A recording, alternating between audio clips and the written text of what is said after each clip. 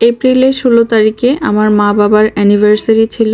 প্রত্যেক বছর আমরা খুবই সুন্দরভাবে আত্মীয় স্বজন সবাই মিলে এই দিনটা উদযাপন করি, কিন্তু এবার আমার বাচ্চারা অসুস্থ ছিল আর 18 তারিখ থেকে শাহিনের ফার্স্ট টার্ম এক্সাম, তাই আম্মু চলে এসেছে। আর বাচ্চারা অসুস্থ থাকায় 2 দিন আগেই চলে এসেছে।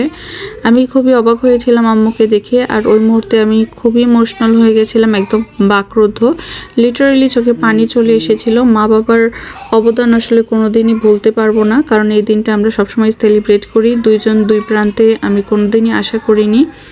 যাই হোক, আমার মা বাবার জন্য সবাই অনেক অনেক দোয়া করবেন, তারা যেন সবসময় সাবধানে থাকে, নিরাপদে থাকে, একে অপরের সাথে অনেক অনেক সুখী থাকে। আল্লাহ যেন তাদের নেক হায়াত দান করেন, রিজিক বৃদ্ধি করে দেন, বরকত দান করেন। আমার মা বাবার মতো মানুষই হয় না, না আছে তাদের মনে অহংকার, না আছে কারোর জন্য ঘৃণা, না আছে ষড়যন্ত্র।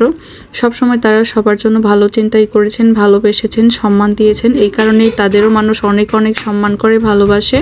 আমার মা বাবার কাছে আমি চির ঋণী, তাদের কাছে আমার ঋণ কোনোদিন শোধ হবে না। তারা আমার জন্য, আমাদের জন্য এত এত কিছু করেছেন যে বলে বা গুণে শেষ করা যাবে না।